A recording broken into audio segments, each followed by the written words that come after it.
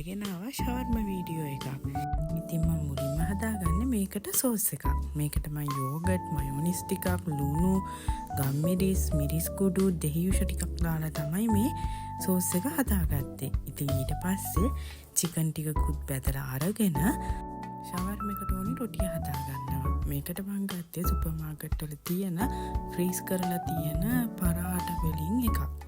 ඉතින් ඔන්න ඔය විදිහට රොටි ටිකත් හදාගෙන ඊළඟට අපි ගත්ත රොටියේ අපි අර හදාගත්ත සෝස් එක හොඳින් දාගන්නවා.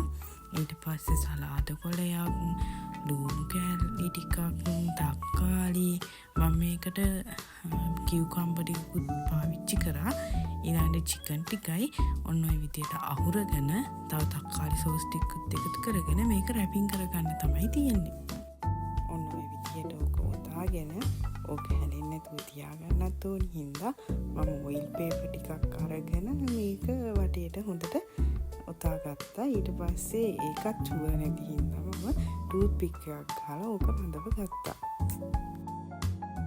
දැන් ඉතින් කන්න තමයි තියෙන්නේ.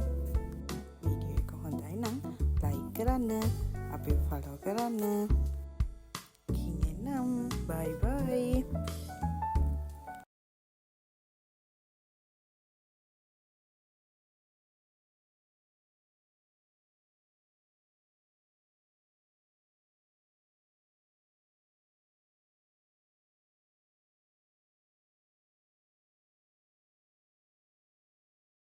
එහෙනම් අදට ගිහින් එන්නම්. බයි බයි.